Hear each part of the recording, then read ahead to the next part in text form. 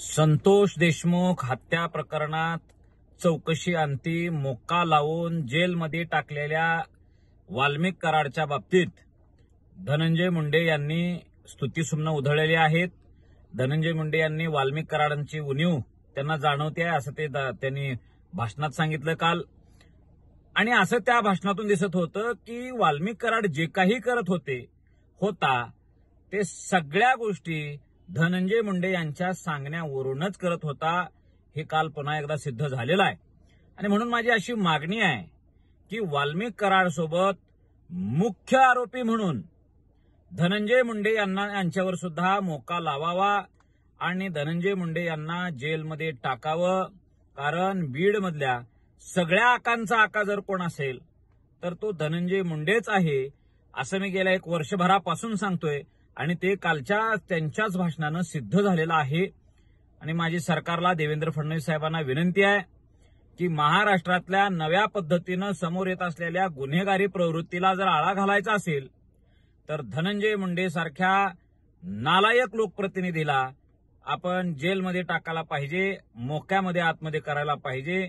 नाहीतर राजकारणाच्या शुचितेबद्दल, राजकारणाविषयी आणि लोकशाहीविषयी सर्वसामान्य जनतेच्या मनामध्ये चुकीचे एक समज तयार होतील आणि ह्या लोकशाही व्यवस्थेविरोधात नाराजी तयार होईल.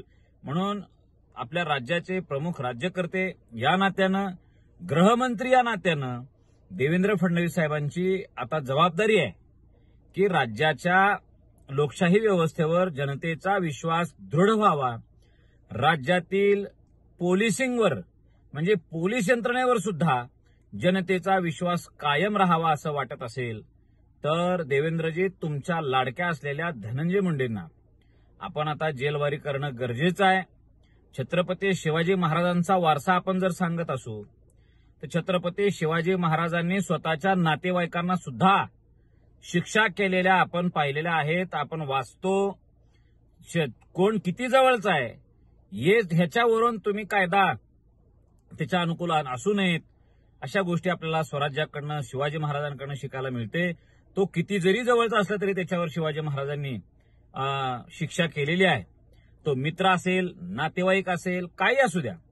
मग आज देवेंद्रजी तुमच्या जवळच्या मित्राला, असं त्या धनंजय मुंडेंचा दावा आहे की मी देवेंद्रजींचा मित्र आहे, तर मित्रावर सुद्धा कार्यवाही करण्याची गरज आज निर्माण झालेली आहे. महाराष्ट्रापुढं एक नवा पायंडा, नवा आदर्श आणि छत्रपती शिवाजी महाराजांचे विचारांचे तुम्ही जे पाईक म्हणून जे मिरवता ते दाखवण्याची वेळ आज सगळ्या महाराष्ट्राच्या पुढे आलेली आहे, तुमच्या पुढे आलेली आहे. आणि जनतेचा विश्वास तुम्ही सार्थकी करा अशी तुम्हाला विनंती आहे.